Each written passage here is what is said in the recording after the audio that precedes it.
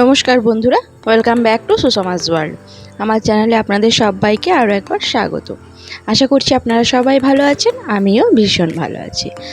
তো আজকে আমি নিয়ে চলে এসেছি আরও একটা মজাদার ভেজ রেসিপি। দেখতেই পাচ্ছেন সজনে ডাঁটা। আমি এখানে সজনে ডাঁটার সাথে কুমড়ো দিয়ে রান্না করেছি। বিশ্বাস করুন, খেতে এত সুন্দর লাগে যে কিছু বলার নেই, অসাধারণ লাগে। তো চলুন রেসিপিটা দেখে নেওয়া যাক।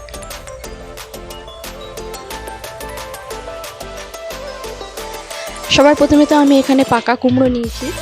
কুমড়োটা ভালো করে কেটে নিয়েছি, ধুয়ে নিয়েছি সজনে ডাঁটাগুলো কেটে ধুয়ে নিয়েছি। দেখুন ডাঁটাগুলো কিন্তু বেশ মোটা মোটা হয়েছে, ভেতরে কিন্তু শাঁসে ভর্তি। আর এই ডাঁটাগুলো খেতে আমি ভীষণ ভালোবাসি। আর নিয়েছি আলু। তো চলুন এইবারে মেন রেসিপিটা শুরু করা যাক।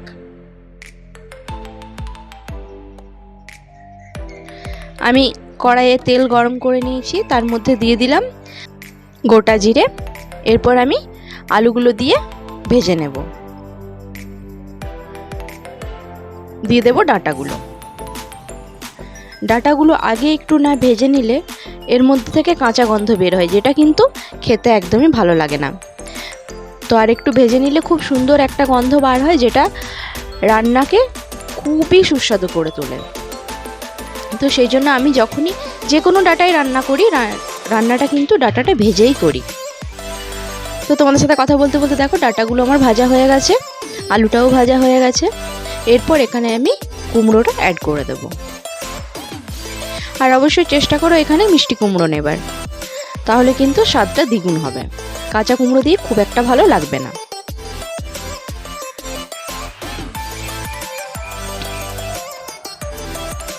কুমড়োটা দিয়ে খুব ভালো করে মিশিয়ে নিলাম। এরপর এর মধ্যে দিয়ে দিলাম আমি স্বাদ মতো নুন দিয়ে একটুখানি ভেজে নেব। আমি কিন্তু হলুদটা এখনই দেব না, একটু পরে দেব।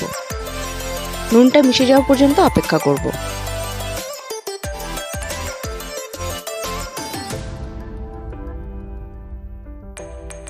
তো দেখো নুনটা খুব ভালোভাবেই মিশে গেছে। এবার আমি এর মধ্যে দিয়ে দেব হলুদ গুঁড়ো। নুন হলুদ দেওয়া হয়ে গেলে আমি আরেক কিছুক্ষণ ভেজে নেব এটাকে। তো বন্ধুরা, ভিডিওটা যদি তোমাদের ভালো লাগে থাকে, ভিডিওটাকে অবশ্যই লাইক করে দিও আর চ্যানেলটাকে সাবস্ক্রাইব করে দিও। তো এখানে আমার খুব ভালো করেই কুমড়োটা ভাজা হয়ে গেছে। দেখো গলা গলা হয়ে গেছে, খুব ভালো করে কিন্তু কুমড়োটাকে আমি ভেজে নিয়েছি। এবার আমি পরিমাণ মতন জল দিয়ে দিলাম, ভালো করে সব কিছু সেদ্ধ হওয়ার জন্য। তো বন্ধুরা, আমাকে অবশ্যই কিন্তু কমেন্ট বক্সে সবাই জানিও আমার রান্নার ভিডিওগুলো তোমাদের কেমন লাগে আমার রান্নাগুলো অবশ্যই জানিও। কিন্তু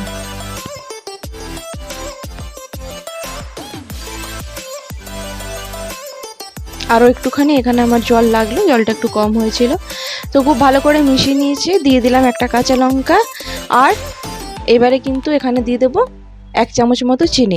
যেহেতু মিষ্টি কুমড়ো, চিনি বেশি লাগবে না, কুমড়োটা অলরেডি মিষ্টি আছে, তাই আমি চিনি পরিমাণটা কমই দিলাম।